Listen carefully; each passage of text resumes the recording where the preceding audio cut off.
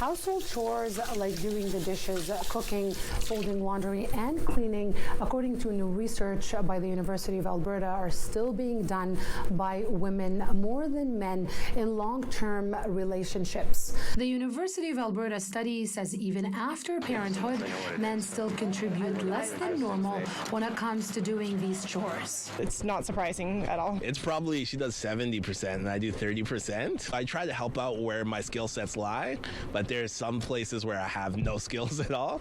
The study followed 520 Edmontonians, half of them women, over a span of 25 years. The same people were surveyed when they were 25, 32, 43, and 50 years old, one of the longest studies of its kind. The surprising part was that over that 25-year time span, the gap didn't really close. If anything, when kids came into the picture, the gap widened. Lead researcher Matthew Johnson pointing out a gendered pattern of housework and long-term relationships. If the relationship persists, they find some rhythm, for better or worse. And then once they've figured that out, they stay, those patterns tend to persist. The study looked at factors like people's level of education, work status, and their belief about men's and women's roles. We really found those things were pretty inconsistent predictors. Coming from like an Asian background, it's something that's very normalized and something that hasn't really ever changed.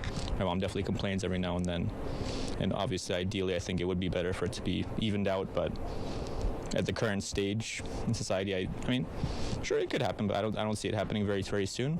City News also talked to Edmontonians who live in households where men do as much chores as women. Just the reaction to people finding out that my dad does that stuff, the fact that they're surprised makes me not surprised to find out that in other households it's not the same. We're in 2025, we should have, it'd be more equal, but there's still a lot of men with internalized misogyny, and they just don't see it that way. Johnson says while change is possible, it doesn't always happen. In Edmonton, Hiba Kamal-Choufi, City News.